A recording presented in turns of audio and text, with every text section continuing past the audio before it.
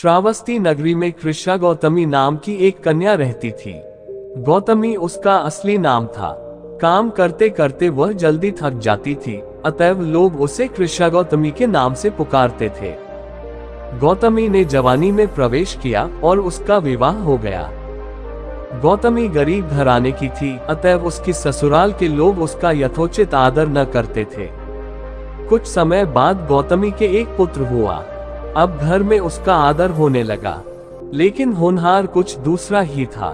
गौतमी का शिशु जब कुछ बड़ा हुआ और इधर उधर खेलने लायक हुआ तो विधाता ने उसे उठा लिया।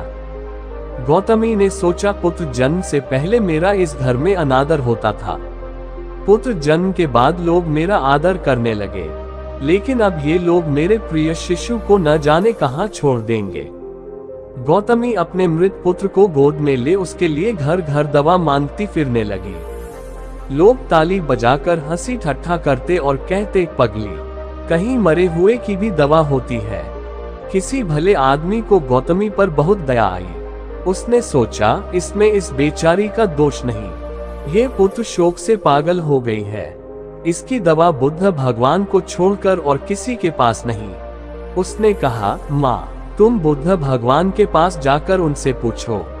गौतमी अपने शिशु को गोद में ले जहाँ बुद्ध पालथी मारे बैठे थे पहुंची और अभिवादन करके बोली, महाराज, मेरे पुत्र को दवा दीजिए। तथागत ने कहा, तूने अच्छा किया जो यहाँ चली आई।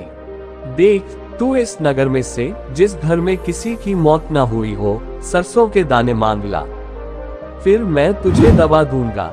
भगवान की बात सुनकर गौतमी बहुत प्रसन्न हुई और सरसों के दाने लेने के लिए चल दी। पहले घर में जाकर उसने निवेदन किया, देखिए, बुद्ध भगवान ने मुझे आप लोगों के घर से सरसों मांग कर लाने को कहा है। आप लोग सरसों देने की कृपा करें। गौतमी के ये शब्द सुनकर एक आदमी झट से घर में से सरसों के दाने ले आया और गौतमी को देने लगा। गौतमी ने पूछा, पहले ये बताए कि इस घर में किसी की मौत तो नहीं हुई। ये सुनकर घर के लोग आश्चर्य से कहने लगे, गौतमी, ये तू क्या कह रही है? यहाँ कितने आदमी मर चुके हैं, इसका कोई हिसाब है। गौतमी, तो मैं आपके घर से सरसों न लूंगी। गौतमी दूसरे घर गई। सब जगह उसे वही जवाब मिला।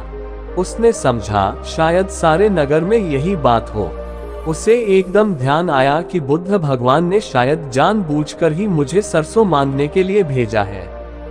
वह शीघ्र ही अपने मृत पुत्र को नगर के बाहर शमशान में ले गई। उसे अपने हाथ में लेकर बोली, प्रिय पुत्र, मैंने समझा था शायद तुम ही अकेले मरने के लिए पैदा हुए हो, लेकिन अब मुझे मालूम हुआ कि मौत सबके लिए है। जो पैदा हुआ है उसे एक ना एक दिन अवश्य मरना है। इतना कहकर अपने पुत्र को शमशान में रख वहां से लौट आई। लौटकर गौतमी बुद्ध के पास गई। बुद्ध ने पूछा, गौतमी, सरसों के दाने मिल गए? गौतमी, भगवान, सरसों नहीं चाहिए, उनका काम हो गया है। दोस्तों, कहानी अच्छी लगी हो तो हमारे चैनल को सब्सक्राइब करें, एक लाइक करें ताकि हम ऐसे ही कहानी आपके लिए लाते रहें।